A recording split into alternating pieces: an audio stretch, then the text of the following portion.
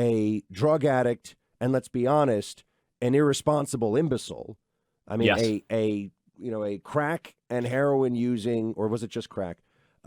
Stripper impregnating, behind on child alimony payments and child support payments. Who pays that guy $11 million for his advice, Clay?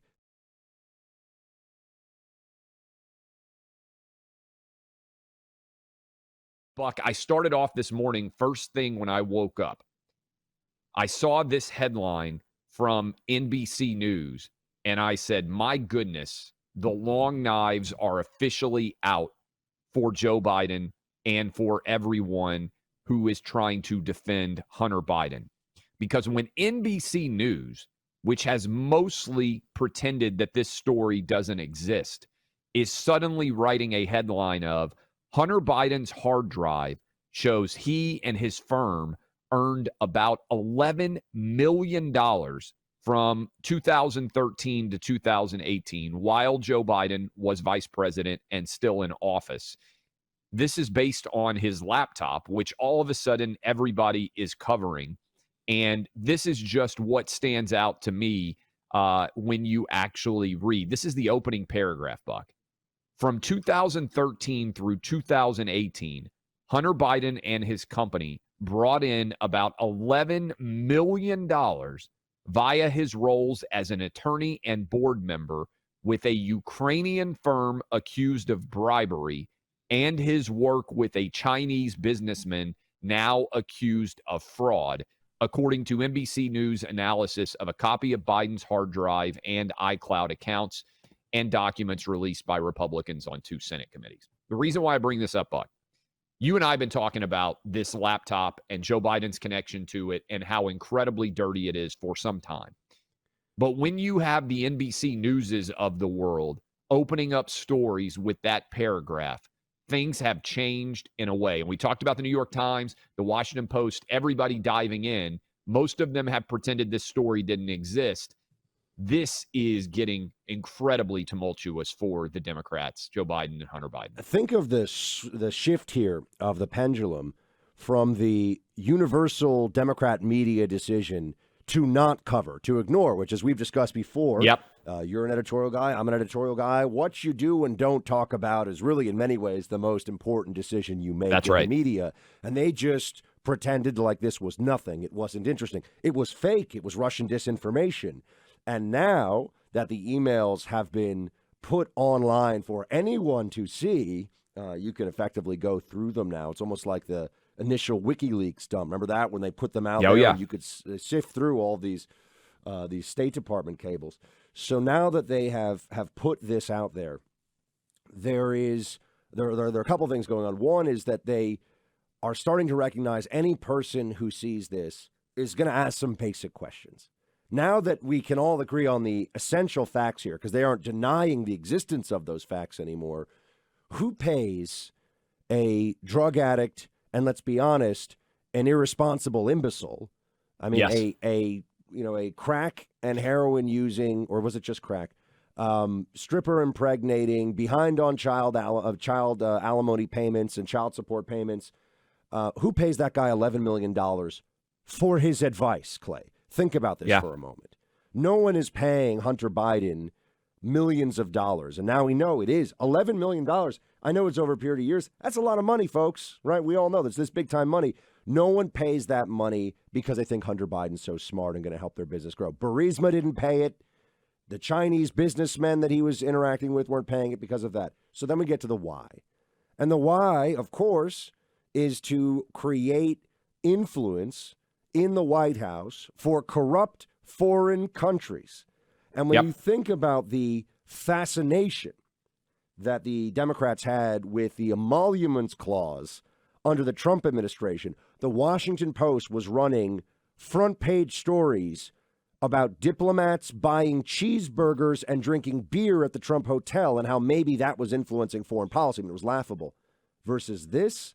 So now it's out there. The other question I'd have for you, Clay, is what do they do when it, and I think it becomes increasingly clear this may happen, when it's shown that a substantial part of Hunter's business was kicked back to the big guy, the sitting president of the United States. That's a big deal. No doubt. And this is all tying in. So Hunter Biden made $11 million while his dad was vice president. The money didn't stop. Joe Biden, and I can't believe more people aren't talking about this. Joe Biden, in his first year out of office, Donald Trump is sworn in late January of 2017.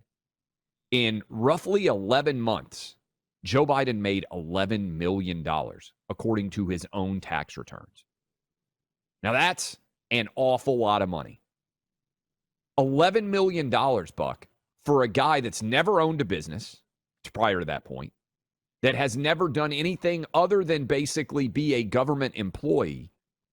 As soon as he leaves office, he makes $11 million. And there are millions of those dollars in income that's not explained. Now, he paid taxes on $11 million, but exactly where that money came from and how he got paid, in other words, if Hunter Biden made $11 million between 2013 and 2018, do we suddenly think his illicit connections to Ukrainian and Chinese businessmen, who, by the way, as the NBC News report says in its opening paragraph, which is so significant, it's not as if he is involved in relationships with guys on the up and up. It specifically says with a Ukrainian firm accused of bribery and a Chinese businessman accused of fraud. So in addition to the fact that Hunter Biden is, as you said, a crack fiend, not reliable in his own right, he is interacting for business purposes with companies that are involved in bribery and fraud, individuals untrustworthy in nature. Can I also put out there, at some point, you're not a conspiracy theorist, you're a coincidence theorist with some of this stuff, meaning the media, the Democrats, explain away everything. Well, that's just, it just happened that way. And let me give you one example. There are many you could point to with the Hunter Biden situation, but somehow we know that Joe Biden was, by his own admission, involved in the pressure from the U.S. government to fire Shokin, a prosecutor who, as part of his portfolio, was looking at foreign corrupt practices of businesses in Ukraine, and specifically Burisma. Now, you can tell me a lot of things, but if you're going to tell me that Hunter Biden getting, people say 50, but I'm told by those very close to this that it's more like 80,000 a month.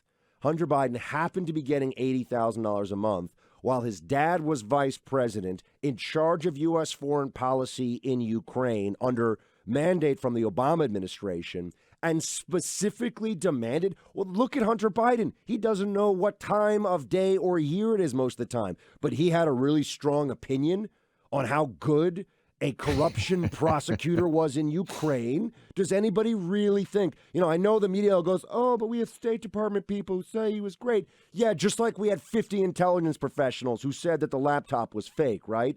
We know that people will prostrate themselves for these lies. That's not a coincidence. I don't care what anybody says. It's not a coincidence. I just want to hit you with a couple of more lines. This is NBC News. This is not Breitbart. This is not Red State. This is NBC News. The documents and the analysis, which don't show what he did to earn millions from his Chinese partners, raise questions about national security, business ethics, and potential legal exposure. And here is a quote from Walter Schaub, a former director of the U.S. Office of Government Ethics.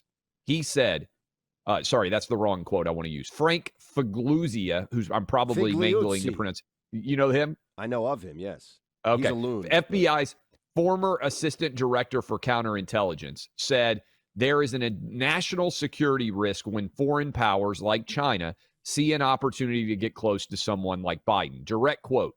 It's all about access and influence. If you can compromise someone with both access and influence, that's even better. Better still if that target has already compromised himself. Buck, everybody wanted to talk about the Steele dossier and what Russia had on Trump, even though we now know the Steele dossier is just based on three random friends' conversations. Wall Street Journal did an incredible piece recently on that. But Buck, how easy is it to compromise a crack addict? You want to talk about compromising information? Imagine, we already know tons of compromising information about Hunter Biden. Imagine what China and Ukraine have on Hunter Biden.